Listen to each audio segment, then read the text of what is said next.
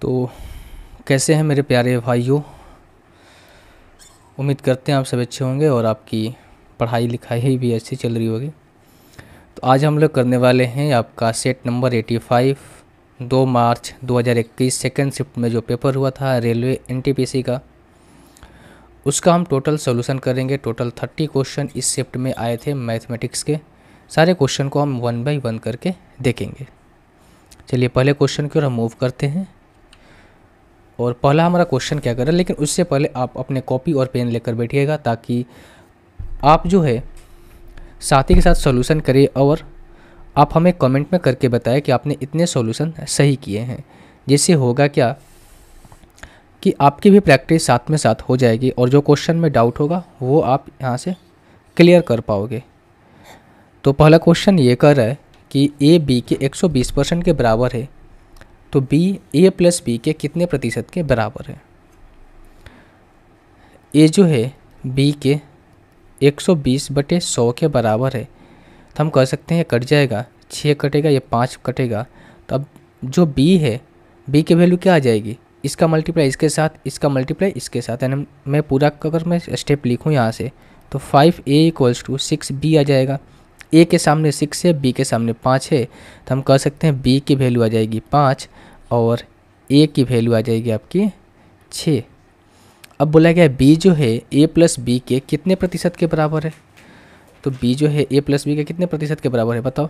ए plus B कितना हो जाएगा, 6 और 5 11, और बी की वैल्यू कितनी है 5, यानी कह सकते हैं 5/11 × 100, जो कि आपका हो जाएगा 500/11 और 4 6 5 45 से ही 5/11। Option number B. क्वेश्चन समझ में आया। अगला क्वेश्चन की ओर बढ़ते। अगला क्वेश्चन देखिए, ये क्वेश्चन अलग अलग फॉर्मेट में पूछा जाता है और सिर्फ ये जो डाटा है कभी 12 यहाँ से 30 हो जाएगा, कभी 40 हो जाएगा, इस तरीके से रहता है। पर चीज़ें बनाने का प्रोसेस जो है एक ही होता है और आंसर भी आपका एक ही आता है। अगर मैं आपसे बोलूँ कि 1/2 को मैं क्या लिख सकता हूँ, इसको मैं ऑब्जर्व कर सकता हूँ 1/1 × 2, इसको मैं कर सकता हूँ 1/6 का 2 × 3, अगेन 1/12 को 3 × 4 कर सकता हूँ, और इसी तरीके से आगे करना है 1/n × n+1 तक। अब देखो ये जो दो टर्म्स है ना, इनके बीच में गैप नहीं होना चाहिए। जब हम इसको तोड़ेंगे तो इनके बीच में गैप नहीं होना चाहिए, यानी 1 का गैप होना चाहिए। 2 से 3 आ रहा है, 3 से 4 आ रहा है ना, ज़्यादा गैप तो है नहीं, क्योंकि 3 के बाद ही 4 आता है, 2 के बाद ही 3 आता है, 1 के बाद ही 2 आता है। 2 ऐसे फ्रैक्शन में तोड़ना है, 2 ऐसी वैल्यू में तोड़ना है, 2 ऐसे नंबर्स में तोड़ना है, उनके बीच में गैप नहीं होना चाहिए। अगर मैं यहाँ पर 1 को मैं लिखना चाहूँ तो मैं इस वाले पूरे टर्म्स को मैं ऐसे भी तो लिख सकता हूँ 2 - 1/1 × 2। क्या कोई हर्ज है? नहीं, क्योंकि 2 में से 1 घटाएंगे आएगा 1 ही। इसको मैं लिख सकता हूँ 3 - 2/2 × 3। हमेशा अगर आपने ये तोड़ दिया तो फिर आपको आगे इसको लिखने की भी ज़रूरत नहीं है। अब इसमें से इसको घटाकर लिखोगे तो 1 ही आएगा, यानी कि 4 - 3/में 3 × 4, और ये आगे तक जाएगा n तक। अब इसमें से हम क्या घटाएंगे, n घटाएंगे ना। n घटाएंगे कैसे हो जाएगा, इस वाले वैल्यू को हमने देखो, इस वाले वैल्यू को हमेशा आगे रखा है, इस वाले वैल्यू को आगे रखा है, इस वाले वैल्यू को आगे रखा है। तो यहाँ पर इस वाले वैल्यू को आगे रखेंगे n+1, और इस वाले वैल्यू को हमने क्या किया, माइनस किया, -n/, में क्या है n × n+1। अब आप हमें ये बताओ कि ये जो पूरा टर्म है, एक ये टर्म है, इस टर्म को मैं तो ऐसे भी लिख सकता हूँ 1 - 1/2, क्योंकि 2 का एलसीएम लेंगे 2, 2 - 1 करेंगे 1/2 ही आएगा। यानी कि यहाँ पर जो टर्म्स था, इस पूरे टर्म्स को देखो, मेन जो क्रक्स वाली पॉइंट ये है, ये थर्ड वाला है। थर्ड वाला स्टेप जो है आपको समझना है कि इस 1/2 को मैं कैसे लिख सकता हूँ, कैसे ऑब्जर्व कर सकता हूँ। 1 - 1/2 भी तो लिख सकता हूँ। इसी तरीके से इस 1/6 को, इस 1/6 को मैं ऐसे भी तो लिख सकता हूँ भाई 1/2 - 1/3। देखो यहाँ पर 1/2 - 1/3। इसी तरीके से इसको मिल सकता हूँ कि 1/3 - 1/4, 1/3 - 1/4। देन ये आगे चलता जाएगा। अब इसमें आपने क्या समझा, यहाँ पर तो आपको बस चीज़ें को ऑब्जर्व करनी है। यानी कहने का मतलब ये कि दो जो आपका जो ये पॉइंट है, इसको आपको छोड़ देना है आपको सीधे थर्ड पॉइंट से काम करना है, थर्ड स्टेप से काम करना है कि 1/2 को मैं डायरेक्ट ऐसे कर सकता हूँ 1-1/2। 1/6 को मैं तोड़ सकता हूँ 2 और 3 में, यानी कि 1/2 - 1/3 कर सकता हूँ। इसी तरीके से 1/12 को मैं तोड़ सकता हूँ 3-4 में, 1/3 - 1/4 कर सकता हूँ। इसी तरीके से मैं इसको भी तोड़ सकता हूँ ना, इसको मैं तोड़ना चाहूँ तो कैसे कर सकता हूँ, 1/n प्लस 1/n+1 इस तरीके से तोड़ सकता हूँ। भाई कैलकुलेट करोगे तो चीज़ें तो यही आएगी। अब आप देखो यहाँ से क्या हो रहा है, हो कह रहा है कि ये 1-1/2 से प्लस आपका कट गया, इस माइनस से आपका ये कट गया, यहाँ वाली वैल्यू से आपका यहाँ वाली वैल्यू कटेगी, और फिर ये आपका ये n जो है यहाँ वाली वैल्यू से कट जाएगा ना, बीच में प्लस है आपका, तो आप बोलेगे बिल्कुल भी कट जाएगा। तो जो वैल्यू आपको बचेगी वो बचेगी 1 माइनस का 1/n+1। जब आप इसका एलसीएम लेंगे तो n+1 ये हो जाएगा माइनस का 1/n+1। अगर ये 1 काट दे हम तो हो जाएगा n/n+1, n/n+1, ऑप्शन नंबर सी। तो अगला क्वेश्चन आपका ये कह रहा है 4/5% का मान इनमें से किस भिन्न के बराबर है। ये काफ़ी आसान है, 4/5% दे रखा है, परसेंट को हटाने के लिए नीचे 100 से मल्टीप्लाई करते हैं, यानी 4 ये कितना हो जाएगा 500, या फिर मैं इसको यहीं पर काट दूँ इस तरीके से तो ये 25 से कट जाएगा, यानी कि 1/125। तो ये किसके बराबर है, 1/125 के बराबर है, ऑप्शन नंबर सी। अगला क्वेश्चन आपका ये कह रहा है कि दो संख्याओं का एलसीएम और एचसीएफ का जो मल्टीप्लाई है कितना है 24 है, दोनों संख्याओं का अंतर 2 है, संख्याएं ज्ञात कीजिए। तो भाई कह रहा है कि मान लेते हैं एलसीएम को x मान लेते हैं और एलसीएम एचसीएफ को y मान लेते हैं, तो इनका मल्टीप्लिकेशन 24 आ रहा है और x माइनस वाई का जो डिफरेंस है वो आ रहा है 2। अगर मैं इन सभी का स्क्वायर कर दूँ दोनों साइड तो हमें क्या निकल कर आएगा, ये हो जाएगा x² प्लस y² बराबर 4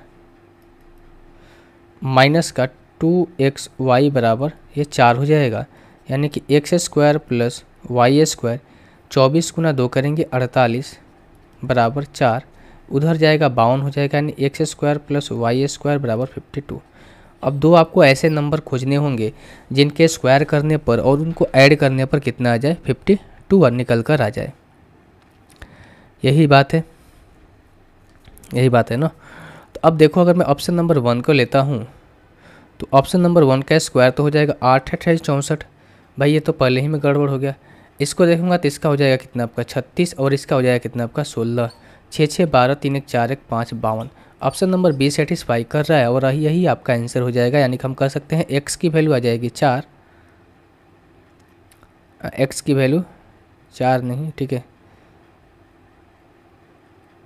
y की वैल्यू 4 आनी चाहिए और x की वैल्यू कितनी आ जाएगी 6, क्योंकि एलसीएम बड़ा होगा एचसीएफ से। ठीक है भाई, बात क्लियर हुई। अगला क्वेश्चन देखिए, ये कह रहा है यदि किसी मूलधन पर 8 वर्ष का साधारण ब्याज मूलधन के 40% के बराबर है तो समान दर पर कितने वर्ष में प्राप्त ब्याज मूलधन के बराबर होगा। समझिएगा, किसी मूलधन का पर 8 वर्ष का साधारण ब्याज मूलधन के 40% के बराबर है। 40% के फ्रैक्शन वैल्यू क्या होती है, ये होता है 2/5।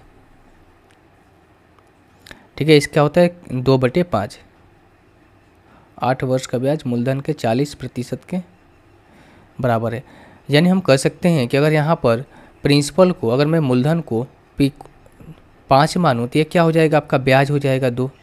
ठीक है, क्योंकि 5 का 2/5 करेंगे कितना हो जाएगा 2, या फिर 5 का 40% निकालेंगे वो कितना हो जाएगा आपका 2 हो जाएगा। तो ब्याज कितना है 2, तो समान दर पर कितने वर्ष में प्राप्त ब्याज मूलधन के बराबर होगा। तो सबसे पहले आप यहाँ से कर सकते हो भाई, अगर मुझे रेट निकालना है तो रेट कैसे निकाल सकते हैं, रेट इक्वल्स टू होता है ब्याज इंटू 100 बटे में मूलधन इंटू टाइम। ठीक है, यही हो जाएगा। तो 8×5 40, 40 एक जीरो कट जाएगा और 2 से कटेगा 2 बार में और 2 से कटेगा 5 बार में, यही होगा। आप ऐसे भी कर सकते हो 200/40 जो कि 5 से चला जाएगा, तो रेट आपका निकल कर आ जाएगा 5%।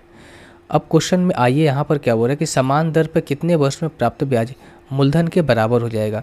मूलधन आपका कितना है, पी आपका कितना है 5 है, और आपका 8 वर्ष में 8 वर्ष में हमें 2 ब्याज मिल रहा है, ब्याज को हमें कितना करना है, 5 करना है। ब्याज को हमें कितना करना है, 5 करना है। तो उसके लिए क्या करना पड़ेगा बताइए। तो आप बोलोगे कि भाई हमें समय तो निकालना है, टाइम तो निकालना है, और टाइम इक्वल्स टू होता है ब्याज 5 गुना 100 बटे में रेट कितना निकल कर आया है 5 और इंटू मूलधन कितना है आपका, वो भी कितना है 5 ही है, क्योंकि प्रिंसिपल तो यहाँ से 5 ही निकल कर आया है। तो देखो 5 से 5 कट जाएगा, 5 से 20 बार में जाएगा, यानी कि हम कह सकते हैं 20 साल लग जाएंगे इसको बराबर होने में। Option number A. अगला क्वेश्चन देखिए भाई, अगला क्वेश्चन ये करे कि एक मीनार के शीर्ष का उन्नयन कोण 30 डिग्री है और मीनार की ओर 20 मीटर चलने पर उन्नयन कोण 60 हो जाता है। मीनार की ऊंचाई आपसे पूछी गई है। ये रहा मीनार आपके सामने, और कुछ इस तरीके से ये फिगर बनेगा। जैसे करने का मतलब ये हुआ कि अगर ये 30 है तो ये 60 हो जाता है, और 20 मीटर इनकी गैप जो है दे रखी है 20 मीटर, और हमें हाइट पूछी गई है। तो देखो इस तरीके के कुछ रिजल्ट होते हैं रेशियो के अंदर, वो आपको याद होने चाहिए। अगर 30 और 60 के कंपेरिजन की मैं बात करूं तो इसका रेशियो होता है 2:1 का रेशियो होता है। ठीक है, 2:2 क्या होता है, 1 का रेशियो होता है। उसी तरीके से थोड़ा और मैं आपको बता दूं कि अगर आपसे पूछ दे 60 और 45 के बीच में, अगर ये 45 हो रहा है और ये 60 हो रहा है, यानी कि ये 60 हो रहा है और ये 45 हो रहा है, बस आपको ये रिजल्ट है याद रखने, नहीं तो प्रूफ करना पड़ेगा, फिर चीज़ें और लंबी चली जाएगी, फिर बताने का कोई फ़ायदा मुझे नहीं लगता है कि होने वाला है। ये √3 - 1 हो जाएगा, और ये आपका कितना हो जाएगा, ये हो जाएगा 1। तो ये भी एक रिजल्ट है, बस आपको क्या करना है, याद रखना है। कुछ रिजल्ट आप याद रखेंगे, इतने जी के याद रखते हैं तो आप इसको भी याद रखेंगे तो कोई बड़ी बात नहीं है। एक और रिजल्ट आप हमें याद रख कर सकते हैं, ये 15 डिग्री अगर आपके सामने दिया रहे और ये आपको 30 डिग्री दे रखा है, तो उस केस में जो आपको बनेगा, यानी कि यहाँ से लेकर यहाँ तक ये बनेगा आपका √3, और यहाँ से लेकर यहाँ तक बनेगा 2। ये रिजल्ट है भाई, आप इसको याद कर लो, क्वेश्चन आसानी से बन जाएगा। अगर मैं प्रूफ से ही बनाऊंगा तो लंबा चला जाएगा। ठीक है, अब देखो 2 और 1 का रेशियो में टूटेगा, 2 की वैल्यू 20 है तो 1 की वैल्यू कितनी हो जाएगी, ये हो जाएगा 10, और 10 60 क्या होता है √3/1, तो 1 की वैल्यू 10 है तो √3 की वैल्यू कितनी हो जाएगी 10√3। कितना आसानी से बन गया ना। तो उसी तरीके से कुछ रिजल्ट है जो आपको याद रखने, तो चीज़ें आसान हो जाएगी। एक और आपको रिजल्ट याद रखना, वो क्या है आपका, कि अगर ये हाइट है और यहाँ से ये जा रहा है इस तरीके से, अगर ये 45 और या फिर 30 और 45 का ये बने, 30 और 45 का बने, तो उस केस में क्या हो जाएगा, ये हो जाएगा √3 - 1, और ये हो जाएगा कितना आपका 1, यानी कि यहाँ से यहाँ तक 1 हो जाएगा और यहाँ से यहाँ तक √3 - 1 हो जाएगा। तो 4 रिजल्ट मैंने आपको बताया, 4 रिजल्ट आपको याद रखने, काफ़ी इंपॉर्टेंट रिजल्ट है। अगला क्वेश्चन देखिए क्या कह रहा है। अगला क्वेश्चन ये कह रहा है भाई कि 7:1 के प्रत्येक दर में पद में क्या जोड़ा जाना चाहिए ताकि इसका मान 4:5 हो जाए। 7:11 है और 4:5 है, यही है। इसमें क्या जोड़ा जाए कि 4:5 हो जाए। यहाँ पर डिफरेंस देखो कितने का है, 4 का है। यहाँ पर डिफरेंस कितने का है, 1 का है। सबसे पहले डिफरेंस को हम सेम करते हैं, इसमें मल्टीप्लाई करते हैं किससे, 1 से, और इसमें मल्टीप्लाई करते हैं 4 से। तो जो आपका आएगा 7:11, ये हो जाएगा 16:20। अब 11 से 20 आने में आपको क्या जोड़ना पड़ेगा, 9 जोड़ना पड़ेगा। तो जो आपका राइट आंसर हो जाएगा भाई आपका, वो हो जाएगा ऑप्शन नंबर सी। इस अनुपात में हम 9 को ऐड करेंगे तो ये अनुपात 4:5 के रेशियो में आएगा। 7 में 9 जोड़ करो 16, 11 में 9 करो 20, 4:5 आ रहा है, बिल्कुल आ रहा है। अगला क्वेश्चन क्या कर रहा है, 2x - 3y = -1, x/x + y = 7/12। 2xy की वैल्यू आपसे पूछी गई है। अगर आप इसका क्रॉस मल्टीप्लाई कर दो तो हो जाएगा 12x माइनस का 7x + 7y। ये 7x को मैं इधर लाऊंगा तो ये माइनस में हो जाएगा, यानी कि 12 में से 7 जाएगा 5x बराबर 7y। यहाँ से x की वैल्यू आ जाएगी इसके सामने वाला 7, y की वैल्यू आ जाएगा 5। अब क्या देखो 7 × 2 करोगे 14, 5 × 3 करोगे 15, 14 में से 15 जाएगा -1, सेटिस्फाई कर रहा है, हमसे पूछा है 2 इंटू एक्स वाई, एक्स की वैल्यू 7 है, वाई की वैल्यू 5 है, जो कि आ जाएगा आपका 70, ऑप्शन नंबर बी। अगला क्वेश्चन आपका ये कह रहा है कि वो संख्या ज्ञात कीजिए जिसे 5, 8, 2, 4 से घटाने पर प्राप्त संख्या 20, 28, 36, 48 से प्रत्येक से पूर्णतः विभाज्य हो। ठीक है, तो क्या करेंगे हम, इनका क्या करेंगे, सबसे पहले एलसीएम लेंगे, वो संख्या ज्ञात करेंगे जो इन नंबर से पूरी तरीके से विभाज्य हो जाए। 20, 28, 36 और 48 का हम क्या करेंगे, एलसीएम लेंगे। एलसीएम लेने के तरीके बहुत सारे हैं।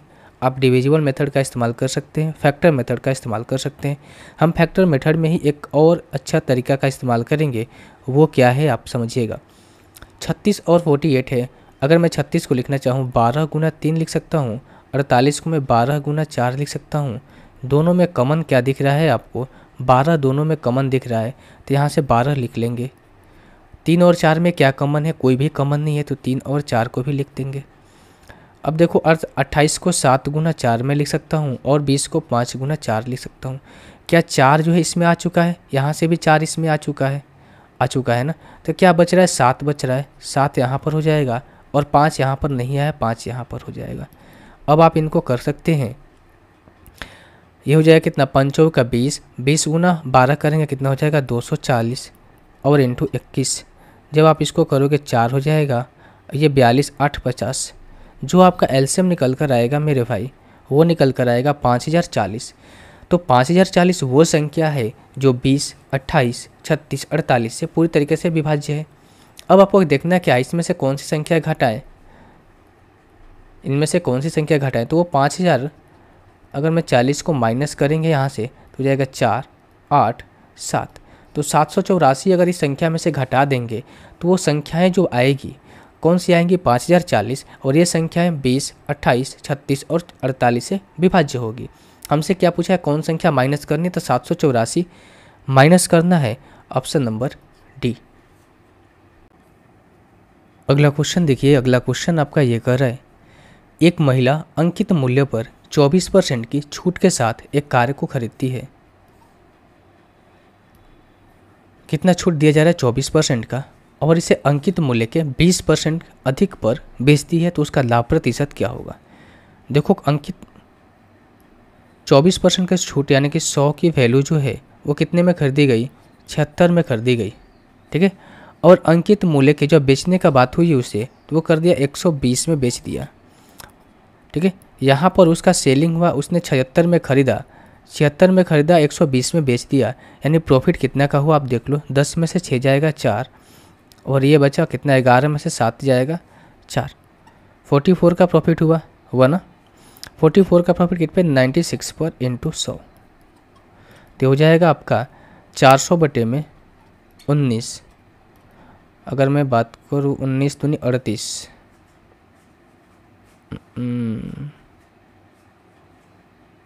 अच्छा 11 होगा ना भाई, वही मैं सोचूं क्यों ऑप्शन नहीं मैच कर रहा।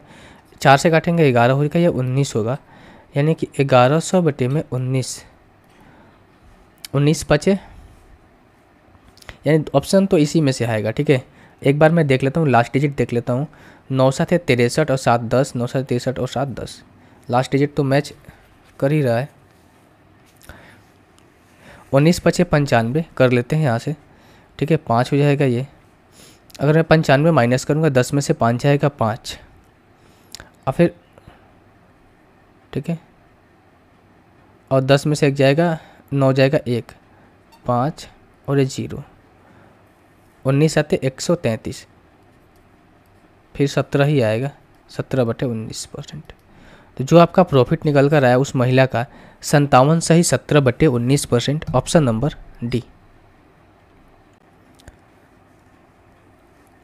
अगला क्वेश्चन देखिए, ये कर रहे हैं 2 पुरुष और 3 लड़के किसी काम को 18 दिन में पूरा करते हैं, जबकि 3 पुरुष 2 लड़के उसी कार्य को 15 दिन में पूरा कर सकते हैं। 4 पुरुष और 2 लड़के उस कार्य को कितने दिन में पूरा करेंगे। सबसे पहले टोटल वर्क आपको कैलकुलेट करना होगा इस क्वेश्चन में।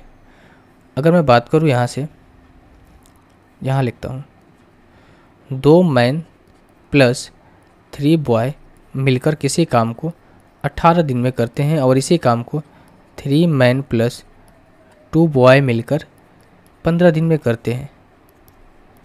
अगर मैं 3 से काटूँ, 3 छक्का 18, 3 पाँचे 15, 6 दूनी 12 मैन प्लस 18 बॉय, ये हो जाएंगे 15 मैन प्लस में 10 बॉय।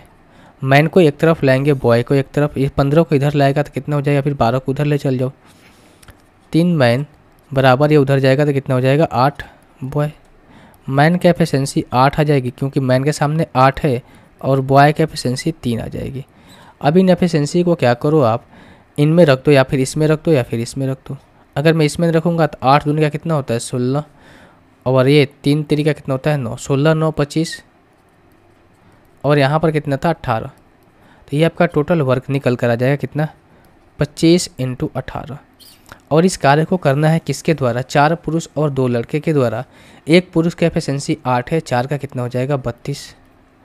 एक बॉय की एफिशिएंसी 3 है, 2 का कितना हो जाएगा 6, तो हो जाएगा 25 × 18 बटे में 38, जो कि 2 से काटेंगे तो 9 हो जाएगा, या कितना हो जाएगा 19 हो जाएगा, बटे में तो 19 आएगा, सब ऑप्शन में दिया है। 25 नवा कितना होता है 225 बटे में 19। लास्ट डिजिट कितना आना चाहिए 5 आना चाहिए, 9 6 15 5, 9 6 15 5। ऑप्शन नंबर सी का 3 नहीं होगा, 9 6 15। देखो 2 ऑप्शन 3 ऑप्शन मैच कर रहे हैं यार, कोई नहीं। 11 तो सब में देखो, एक तो आएगा नहीं यहाँ पर, ये तो ऑप्शन हटा ही सकते हैं। 2 ही ऑप्शन में लड़ाई है। 11 से मैं मल्टीप्लाई करूँगा 99, और 11 9 कितना होता है 20, 209। तो 209 और 16 25, यानी कि ऑप्शन नंबर डी जो है आपका आंसर होगा। जब आप इसको कैलकुलेट करोगे तो कितना आएगा, 11 सही 16 बटे में 19 दिन, ऑप्शन नंबर डी। अगला क्वेश्चन देखिए। अगला क्वेश्चन ये कह रहा है कि यदि स्क्वायर रूट के अंदर है 1 माइनस कॉस 2 थीटा अपन में 1 plus cos 2 theta equals to 1 अपन में √3 हो, थीटा की वैल्यू आपसे पूछी गई है। कैसे करेंगे, अगर मैं दोनों साइड स्क्वायर कर दूं यहाँ से, क्या कुछ निकल कर आएगा, ये निकल कर आएगा 1 माइनस कॉस 2 थीटा बटे में 1 प्लस कॉस 2 थीटा बराबर 1 अपन में 3। अब कॉस 2 थीटा की फार्मूला आपको मालूम है। कॉस 2 थीटा का फार्मूला क्या होता है, साइन के टर्म में बात करूँ तो 1 माइनस साइन स्क्वायर थीटा। इस 1 माइनस साइन स्क्वायर थीटा के स्थान पर मैं ऐसे भी लिख सकता हूँ 2 कॉस स्क्वायर थीटा माइनस 1। अब ऐसे इसको और तरीके से तोड़ना चाहूँ तो इसको लिख सकता हूँ कि 2 cos square theta equals to 1 plus का कॉस 2 थीटा। अगर मैं यहाँ से और लिखूँ 2 cos square theta equals to, इसको और क्या लिख सकता हूँ, एक मिनट, इसको तो मैं लिख दिया यहाँ से 2 साइन स्क्वायर। अगर मैं साइन के टर्म में इसको लिखना चाहूँ 2 साइन स्क्वायर थीटा, तो इसको मिल सकता हूँ, जस्ट यहाँ पर प्लस है तो यहाँ से क्या हो जाएगा माइनस हो जाएगा। अब इसी चीज़ को मैं क्या करूँगा, यहाँ पर पुट कर दूंगा, एक बार प्लस के लिए पुट करूँगा, एक बार माइनस के लिए। तो 1 प्लस कॉस 2 थीटा है, इसके स्थान पर मैं लिख सकता हूँ कि 2 cos square theta. 1 minus cos 2 theta है, इसके स्थान पर लिख सकता हूँ कि 2 साइन स्क्वायर थीटा बराबर 1 अपन में 2, 1 अपन में 3, ये कट जाएगा यहाँ से। कॉस स्क्वायर थीटा अपन में साइन स्क्वायर थीटा क्या होता है, देखो उल्टा मैंने लिख दिया यार, यहाँ पर साइन होगा और नीचे में आपका क्या होगा कॉस होगा।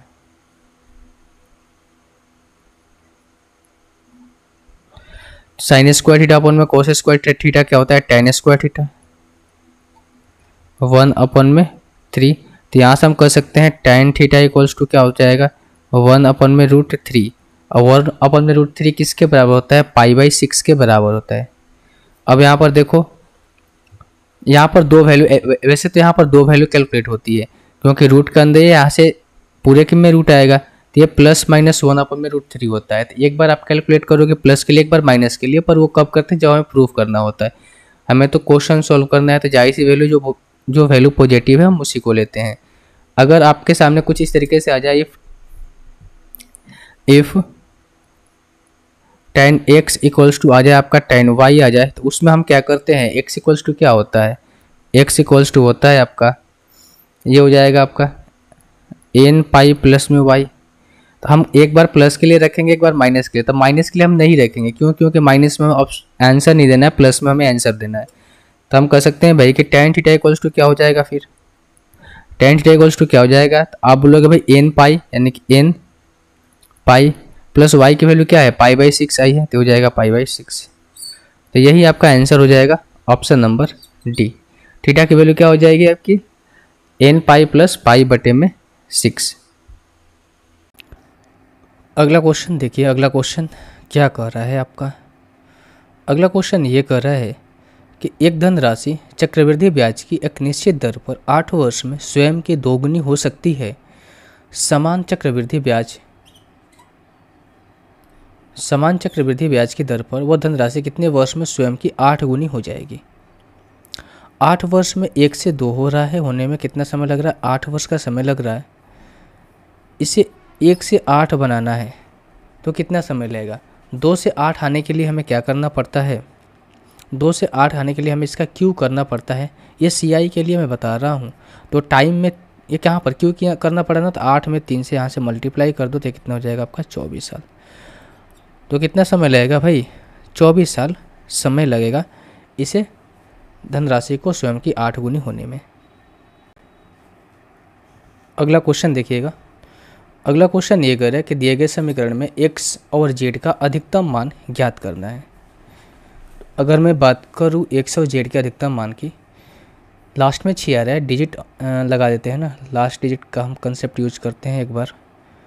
अगर मैं x की जगह पे, x का तो कुछ है नहीं, z की जगह पर, अगर मैं z की जगह पे यहाँ पर 1 रखता हूँ, 7 1 8 1 9, ये 9 आ रहा नहीं होगा।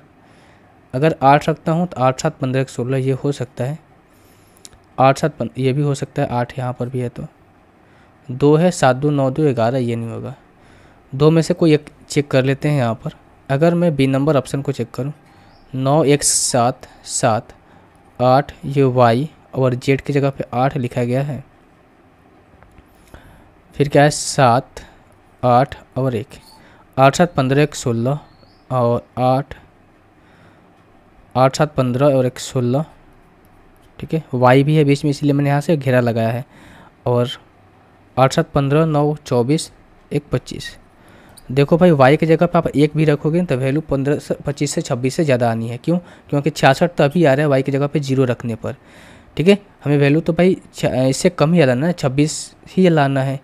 तो बी नहीं होगा, सी ही आंसर होगा आपका, ऑप्शन नंबर सी। y की जगह पर अगर मैं यहाँ से 0 रख देता हूँ एक बार, और x की जगह पर मैं 3 रखता हूँ, तो क्या होता है देखिए। अगर मैं x की जगह पे यहाँ पर 3 रखता हूँ, ठीक है, और कहीं चेंज करना है नहीं, तो अब यहाँ पर देखोगे 8 और 3 11 और 1 कितना हो जाएगा आपका 12। तो क्या 26 आ रहा है, बिल्कुल आ रहा है 26, यही आपका आंसर होगा। तो सेटिस्फाई कराना था और कुछ नहीं था इस क्वेश्चन में। अगला क्वेश्चन देखिएगा। अगला क्वेश्चन ये करें कि 5 अंकों की बड़ी से बड़ी संख्या ज्ञात करें जो 12 22 42 55 से पूर्णतः विभाज्य हो।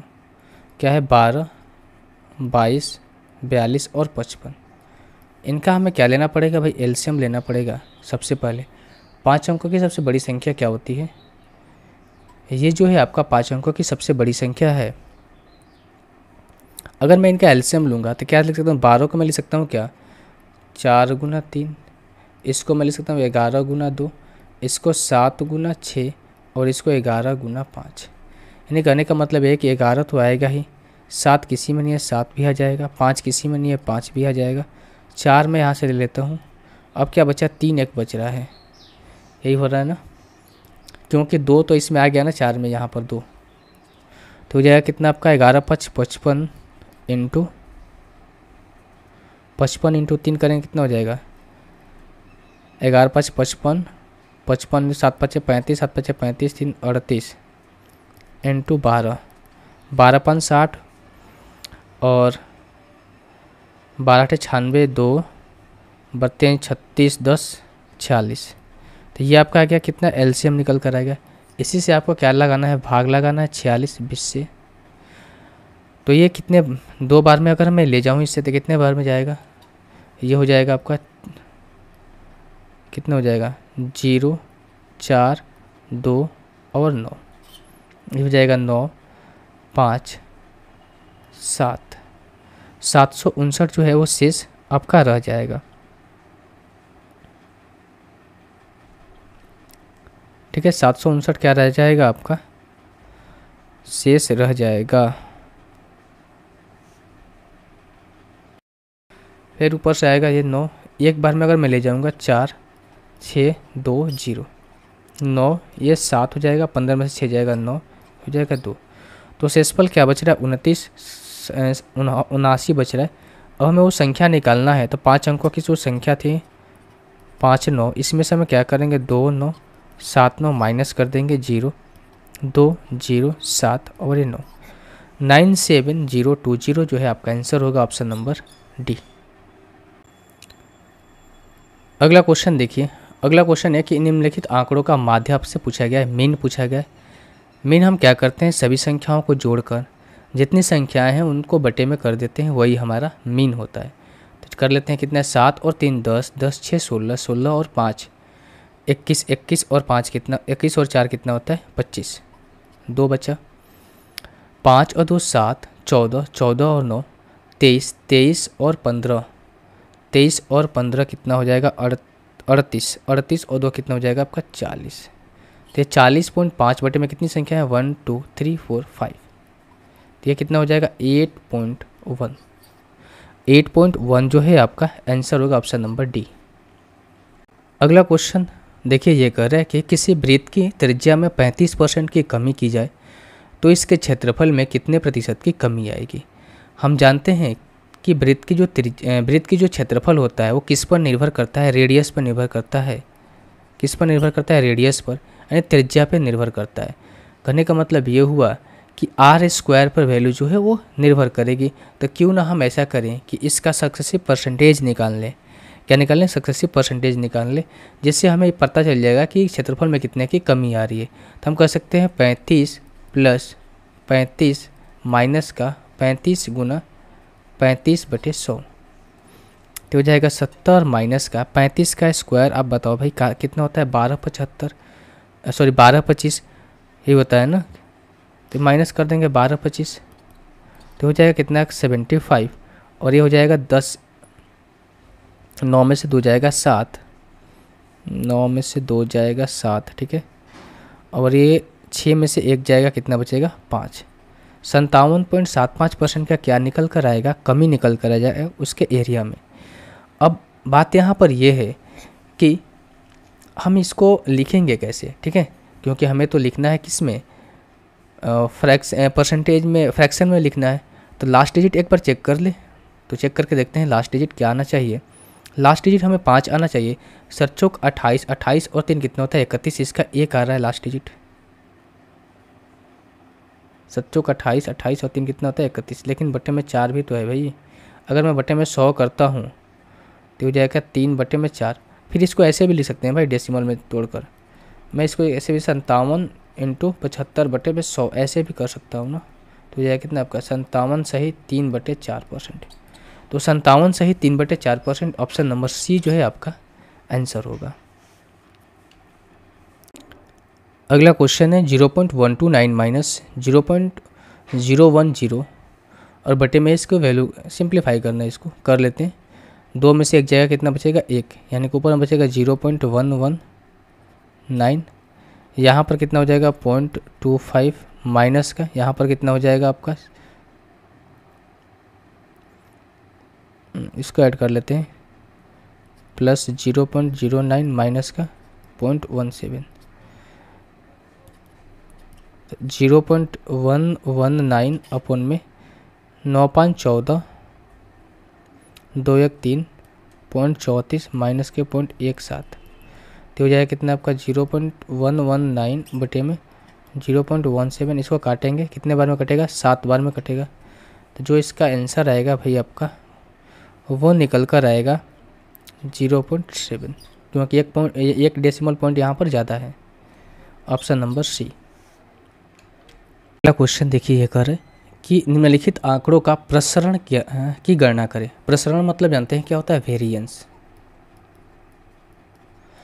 तो वेरिएंस निकालने का जो सूत्र होता है वो होता है यानी कि rho square equals to sigma rho square बटे में एन, जहाँ पर आपका एन क्या होता है, नंबर ऑफ जो आंकड़े दिए गए हैं वो होता है, नंबर ऑफ टर्म्स जो दिए गए हैं वो होता है। तो नंबर ऑफ टर्म्स तो हमें पता है, लेकिन ये वैल्यू निकालनी है। इस वैल्यू को निकालने के लिए सबसे पहले आपको इसका माध्य निकालना होगा, मीन निकालना होगा। तो मीन क्या होता है, सभी संख्याओं को जोड़कर बटे में उस संख्या से डिवाइड करना। 6 3 9, ठीक है, 6 और 3 9, 9 5 14, 14 और 4 18, 2 20, 20 बटे 5 करेंगे कितना हो जाएगा 4। मीन कितना निकल कर आएगा 4। अब इसको निकालेंगे। इसको निकालने के लिए क्या करते हैं, जो हमें आंकड़े दिए गए हैं उनमें से मीन वैल्यू को माइनस करके स्क्वायर करते हैं, यानी 3 - 4 का स्क्वायर प्लस में 6 - 4 का स्क्वायर प्लस में 5 - 4 का स्क्वायर प्लस में 2 - 4 का स्क्वायर प्लस में 4 - 4 का स्क्वायर। यही करते हैं हम।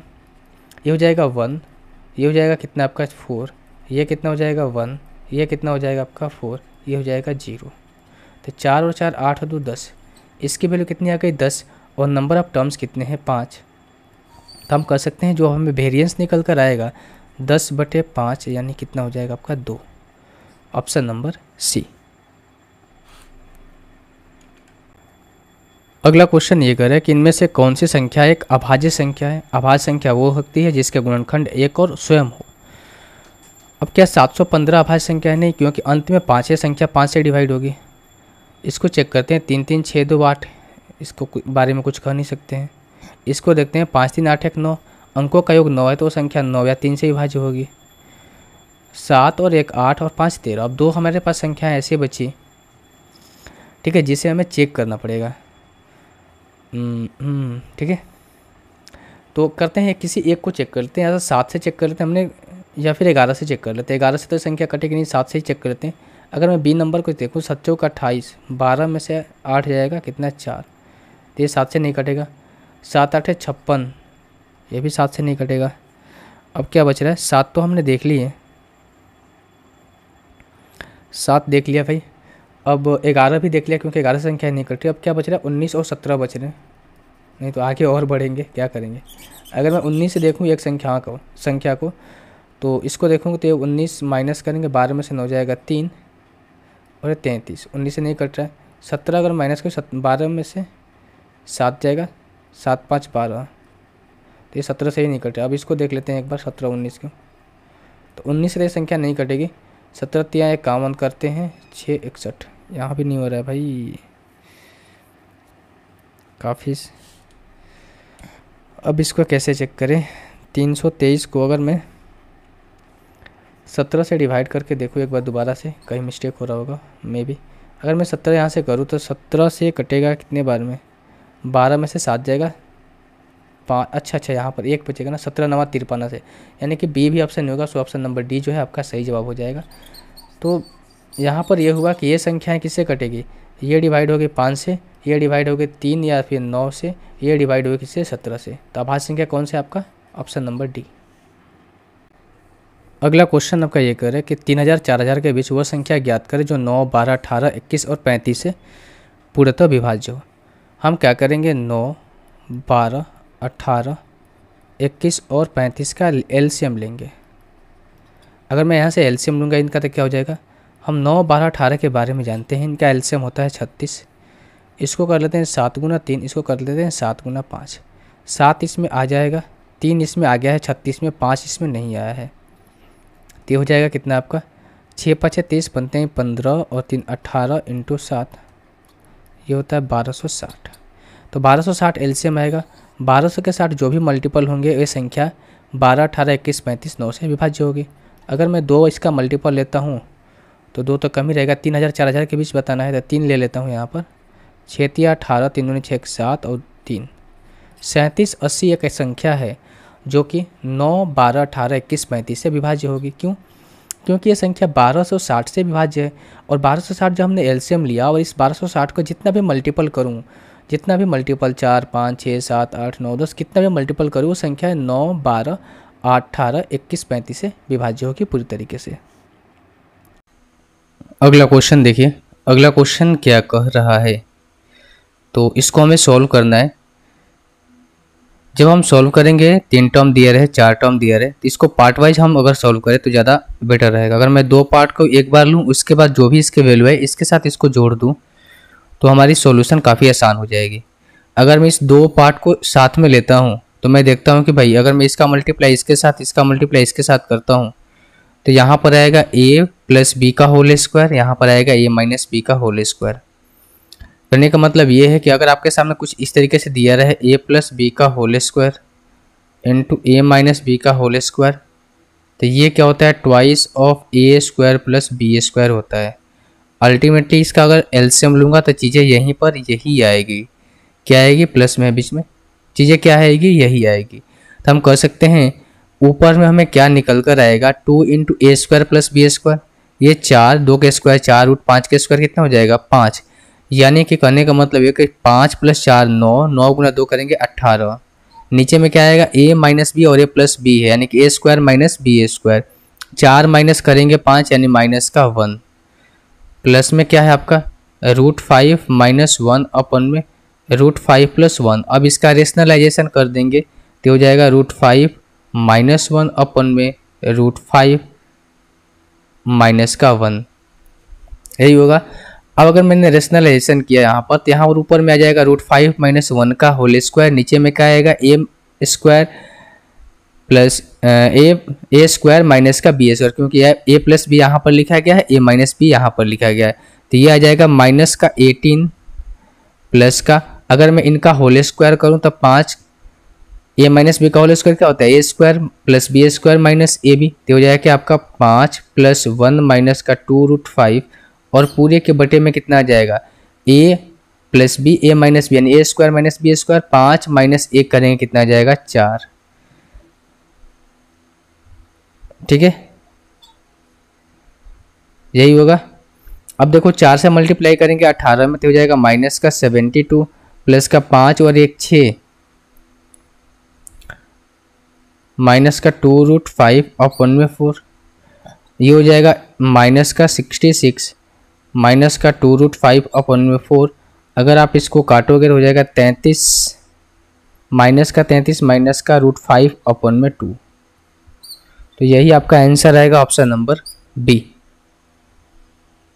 अगला क्वेश्चन देखिए, ये करें कि देखो ये लेडर वाला सवाल है, इसको आसानी से कर सकते हैं। अगर मैं इस वाले पोर्शन को लूँ तो इस चेंज करूँगा तो क्या हो जाएगा, 1 गुना 1/3, 3 कहाँ पर आ जाएगा ऊपर, यानी कि आ जाएगा 1/15। अब इसको मैं चेंज करूँगा गुना में, तो 1/15 यहाँ पर आ जाएगा, 15 ऊपर चला जाएगा तो कितना हो जाएगा 60, यानी 1/60 हो जाएगा। इसको चेंज करूँगा 1 गुना 1/60, तो ये जो 60 जो नीचे आया, अब ये 60 ऊपर चला जाएगा, यानी कहने का मतलब है कि 240/60 निकल कर आए, तो हो जाएगा 240/60, यही होगा ना, क्योंकि मल्टीप्लाई करेंगे तो हो जाएगा कितना आपका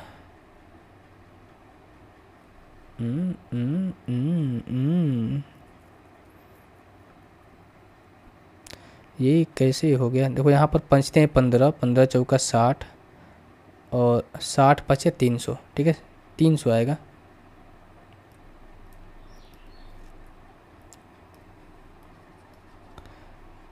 तो ये हो जाएगा नीचे में कितना 300 आपका,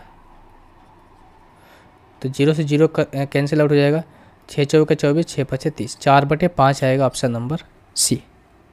कुछ नहीं करना, भागा दिया रहेगा तो इसका मल्टीप्लाई इसके साथ करो, इसका मल्टीप्लाई इसके साथ करो, इसका मल्टीप्लाई इसके साथ करो, बस यही करना। अगर आपको डिवाइड दिया रहेगा तो 5 गुना 3 15, 15 गुना 4 60, 60 गुना 5 300, बाटे में कर दो 300, हो जाएगा आपका आंसर। ठीक है, ज़्यादा आपको दिमाग लगाने की ज़रूरत नहीं है। क्या करना, जब भी डिवाइड है लैडर वाले सवाल में नीचे से उठाओ, इससे मल्टीप्लाई इससे, इससे मल्टीप्लाई इससे, इससे मल्टीप्लाई इससे, हो जाएगा।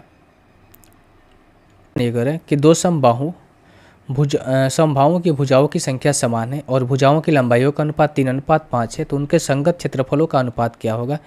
तो होता है भुजा जो जब साइड आपको समान दे रखी हैं और उनका रेशियो दे रखा है, सॉरी भुजाओं की संख्या आपका समान है, और अगर इक्विलेटरल ट्रायंगल है उस केस में क्या होता है, जो साइड के स्क्वायर होता है वही आपका एरिया का जो अनुपात है वो आएगा। तो साइड कितना है 3:2 है, अगर मैं इनका 3:5 है, अगर मैं इनका स्क्वायर करूँ तो ये आ जाएगा कि आपका एरिया का रेशियो हो जाएगा 9:25।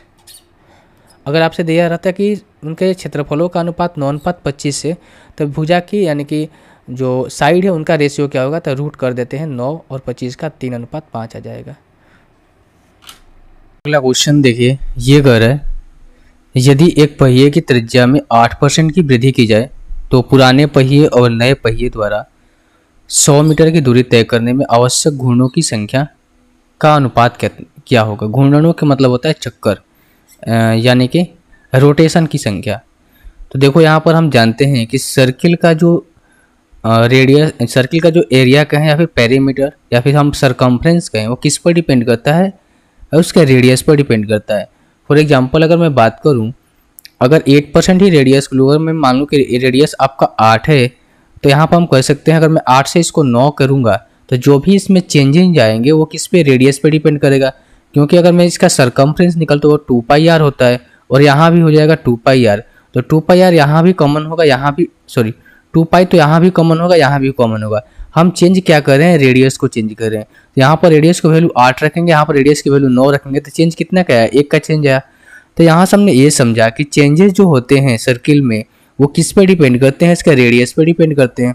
अब आइए क्वेश्चन पे कह रहे हैं कि अगर 8% की रेडियस में वृद्धि की जाए, 8% की फ्रैक्शन वैल्यू होती है 2/25 से, यानी पहले जो रेडियस था यानी ओल्ड रेडियस उसका था सर्कल का त्रिज्या 25 थी, तब इसमें क्या होगा, 2 का बढ़ोतरी किया जाए कितना हो गया, 27 हो गया।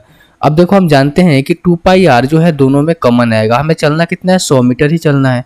तो 100 मीटर चलना है तो 100 भी दोनों में कॉमन आएगा। तो इतना हम कह सकते हैं कि ये ओल्ड है ये न्यू है, तो जो नंबर्स ऑफ रोटेशंस होंगे, अगर यहाँ पर चीज़ें सेम है, ठीक है, अगर यहाँ पर चीज़ें सेम है, क्यों क्यों क्योंकि अगर मैं आपसे बोलूँ कि भाई अगर मैं इनका निकालूँ 2πr निकालूँ, यहाँ भी 2πr निकालूँ, तो 100 यहाँ भी आएगा, 100 यहाँ भी आएगा, क्योंकि 100 मीटर की दूरी तो हमें सेम है ना। क्या जब डिस्टेंस सेम है तो हम कह सकते हैं कि जो उनके रेडियस होंगे, जो उनके द्वारा तय की गई घूर्णनों की संख्या होगी, वो क्या होगी, जस्ट इसकी अपोजिट हो जाएगी। आपने टाइम स्पीड डिस्टेंस में पढ़ा होगा कि जब डिस्टेंस सेम होता है तो जो स्पीड का रेशियो होता है जस्ट अपोजिट उसका टाइम का रेशियो होता है। सिमिलरली कंसेप्ट यहाँ पर वही लगाएंगे कि अगर हमारा क्या है कि भाई डिस्टेंस सेम है तो हम कह सकते हैं जो रोटेशन की संख्या यानी कि घूर्णनों की संख्या होगी जस्ट इसकी अपोजिट होगी, यानी कि हो जाएगा 27, ये कितना हो जाएगा 25, ये कितना हो जाएगा 25। क्योंकि भाई अगर ओल्ड रेडियस उसका 25 था, ओल्ड रेडियस 25 था, तो जाहिर सी बात है घूर्णनों की संख्या कितनी होगी, ज़्यादा होगी। न्यू रेडियस इसका 27 हो गया बढ़ के, तो घूर्णनों की संख्या क्या होनी चाहिए, कम होनी चाहिए। क्योंकि रेडियस ज़्यादा होगा तो नंबर ऑफ रोटेशन होंगे कम हो गए, क्योंकि पहिया बड़ा हो जाएगा। और पहिया अगर छोटा है 25 मीटर का रेडियस वाला है तो नंबर ऑफ रोटेशन कितने होंगे, ज़्यादा होंगे। हमसे पूछा गया है कि पुराने पहिए और नए पहिए द्वारा घूर्णनों की संख्या का अनुपात कितना हो जाएगा, 27:25, ऑप्शन नंबर सी।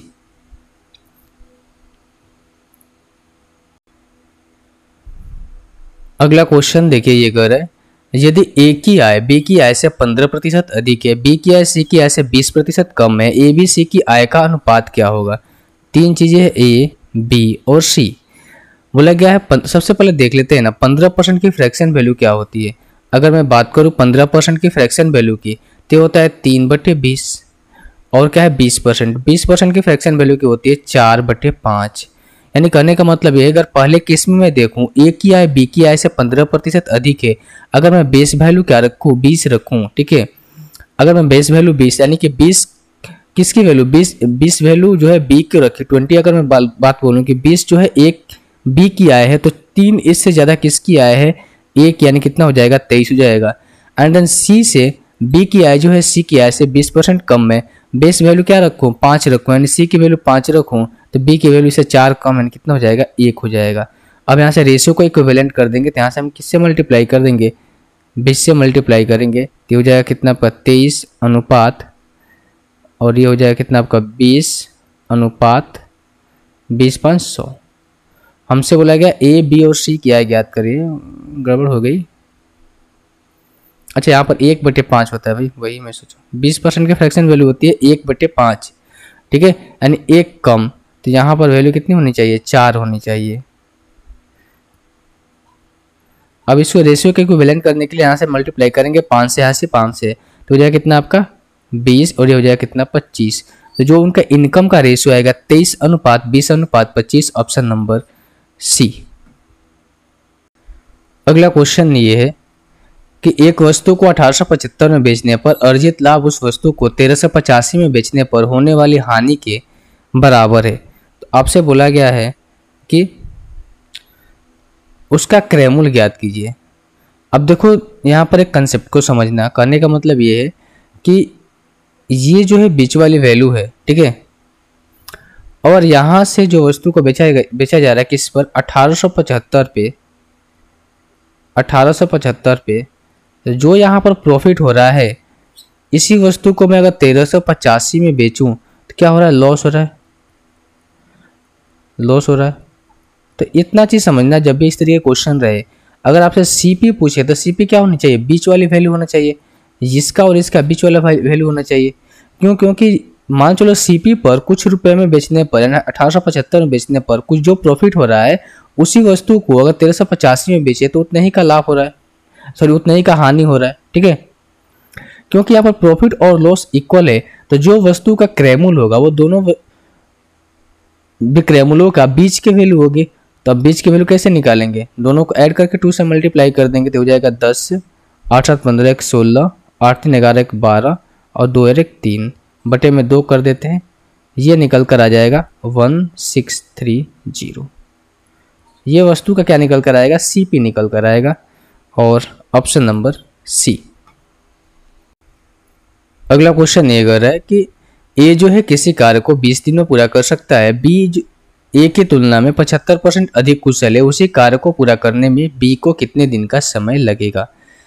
75% का फ्रैक्शन वैल्यू होती है 3/4, यानी कहने का मतलब ये है, एफिशिएंसी की मैं बात करूँ ए और बी की, तो कह रहा है कि बी जो है ए से 75% अधिक कुशल है, यानी ए को अगर मैं 4 मानूं तो बी जो है इसे 3 अधिक, यानी कितना हो जाएगा 7 जो है, ये इनकी आ गई एफिशिएंसी का रेशियो, यानी कार्य कुशलता का रेशियो। अब बोला गया है ए किसी कार्य को 20 दिन में करता है, तो क्या हम यहाँ से टोटल वर्क निकाल सकते हैं। टोटल वर्क बराबर क्या होता है, ये होता है एफिशिएंसी इनटू टाइम। एफिशिएंसी कितना है और टाइम कितना ले रहा है। एफिशिएंसी कितना है, एफिशिएंसी ए का देखो, क्योंकि ए का टाइम दे रखा है, ए का एफिशिएंसी कितना है 4 है, और टाइम कितना ले रहा है 20, तो हो जाएगा कितना आपका 80। तो टोटल वर्क कितना हो जाएगा 80। बोला गया उसी कार्य को बी के द्वारा कितने दिन में समय लगेगा पूरा करने में। टोटल वर्क आपका 80 है, बी का एफिशिएंसी कितना है 7, बटे में कर देंगे 7। अब 10 7 कितना होता है 70, 11 7 77, 11 सहित 3 बटे में 7 दिन का समय लगेगा। Option number A. Next question पर आते हैं। नेक्स्ट क्वेश्चन क्या कर रहा है कि 4 घंटे में 84 किलोमीटर दूरी स्थित अपने गंतव्य पर पहुंचने की इच्छा रखता है एक व्यक्ति के द्वारा, ये बताई गई है। पहली आधी दूरी तय करते समय उसकी चाल 28 किलोमीटर प्रति घंटा थी, शेष दूरी के लिए उसकी चाल कितनी होनी चाहिए। यानी कहने का मतलब ये है कि हमें यहाँ पर स्पीड बताना है, डिस्टेंस दे रखा है और आधी दूरी का हमें स्पीड भी दे रखा है। अगर टोटल डिस्टेंस कितना है 84 किलोमीटर है, तो आप हमें ये बताओ भाई कि हाफ ऑफ डिस्टेंस कितना हो जाएगा, हाफ इसका कितना हो जाएगा, इसके बटे 2 करो कितना हो जाएगा 42। अब ये 42 डिस्टेंस के ऊपर ही हमें काम करना है। क्यों? क्योंकि हम यहाँ से टाइम तो कैलकुलेट कर सकते हैं ना। हम कह सकते हैं कि ये 42 जो डिस्टेंस है किलोमीटर है किसके द्वारा तय की गई, 28 किलोमीटर प्रति घंटा के स्पीड से तय की गई है। यानी कहने का मतलब ये, इसको काटेंगे तो 3 बटे कितना हो जाएगा 2, 3/2, और टोटल कितने आवर्स है 4 घंटे। तो हम यहाँ से रिमेनिंग टाइम निकाल सकते हैं। रिमेनिंग टाइम कितना हो जाएगा, टोटल टाइम में से इसको घटा देंगे, 4 - 3/2, 4 - 3/2, यानी हो जाएगा कितना 5/2 आवर्स। अब हमें टाइम पता चल गया और हमें डिस्टेंस भी पता चल गया, तो स्पीड हम कैलकुलेट कर सकते हैं। स्पीड इक्वल्स टू होता है डिस्टेंस अपॉन में टाइम, 5 नीचे आ जाएगा 2 ऊपर चला जाएगा, यानी हो जाएगा 84/5, यानी हो जाएगा 16 सही 4/5 किलोमीटर पर आवर्स। ऑप्शन नंबर ए में हमने क्या किया, 30 क्वेश्चन देखे, ठीक है, 30 सवालों को देखे। 30 सवाल में कहीं पर भी किसी भी क्वेश्चन में आपको डाउट हो तो आप हमें क्या कर सकते हैं, कमेंट कर सकते हैं। और उस पर मैं क्या करूँगा, एक सेपरेट वीडियो बना दूँगा, ठीक है, ताकि आपको उसकी जो कंसेप्ट है और उसकी जो क्लैरिटी है वो सही से समझ में आ जाए। बाकी आप क्या कर सकते हो, लाइक कर सकते हो, शेयर कर सकते हो, और पहली बार आए हो तो भाई सब्सक्राइब भी कर लेना, ठीक है। ये आपके ऊपर है करना या न करना, ठीक है। पर कंटेंट आपको अच्छा लग रहा, कुछ सीखने के लिए मिल रहा तो आप कर सकते हो ये चीज़ें, बाकी कोई फोर्स नहीं है यहाँ पर। एक चीज़ मैं फोर्स करूँगा कि किसी भी क्वेश्चन इस 30 सवालों में से कहीं भी क्वेश्चन XYZ कहीं भी क्वेश्चन में कोई भी डाउट हो, आप क्या करो, कमेंट करो, मैं सेपरेट वीडियो बनाऊंगा उस पार्टिकुलर क्वेश्चन का, सेपरेट वीडियो उसके कंसेप्ट के साथ मैं आपको समझाऊंगा, ताकि चीज़ें अच्छे से क्लियर हो पाए आपके आपके दिमाग में, ठीक है भाई। तो मिलते हैं अगले सेशन में, जो अगले शिफ्ट में सवाल आए हैं RRB NTPC का, उसको करते हुए। और साथ ही जब मैं सवाल कराऊं तो आप क्या करो, कॉपी और पेन लेकर करो, साथ ही मेरे साथ किया करो, ताकि अलग से आपको ये न रहे कि मैंने ये शिफ्ट का नहीं किया है। साथ में एक और भी चीज़ रखो, जो आपको क्वेश्चन नहीं आता उसको मार्क कर लो भाई। मार्क करने से ये होगा कि जब आप उसको रिवाइज करोगे, जब आप उसको रिवीजन करोगे, तो आपको सिर्फ वही क्वेश्चन रिवीजन करने होंगे जो क्वेश्चन आपको नहीं आते हैं। ऐसे नहीं कि दोबारा से आसान क्वेश्चन को भी रिवीजन करने लग जाओ जो आपको क्वेश्चन पहले से आते हैं, उसमें टाइम खपा होता है, यानी कि टाइम जाता है, ठीक है। तो बहुत बहुत धन्यवाद।